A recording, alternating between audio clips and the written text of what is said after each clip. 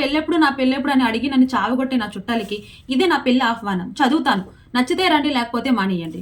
అందరికీ నమస్కారం. నా పెళ్లికి రాకపోయినా పర్వాలేదు, అదే మీ సంస్కారం. నేను వేసుకున్న జ్యువెలరీ గోల్డా లేకపోతే రోల్డ్ గోల్డా అని నక్కలాగా నక్కి నక్కి దొంగ చూపులు చూడవద్దు. ఎందుకంటే నేను వేసుకున్న జ్యువెలరీ మొత్తం రోల్డ్ గోల్డ్.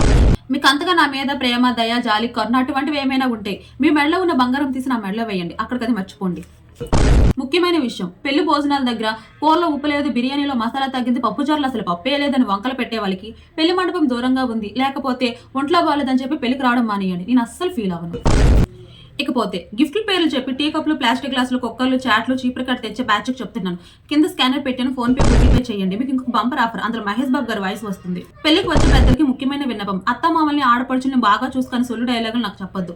ఎవరిని ఎలా చూసుకోవాలో నాకు బాగా తెలుసు. ఇదిగో ఇంకొక ముఖ్యమైన విషయం, నా డాన్సుల వీడియో తీసి నాకే వాట్సాప్ చేసిన వాళ్ళకి ప్రతి వీడియోకి 100 రూపాయలు వేస్తాను.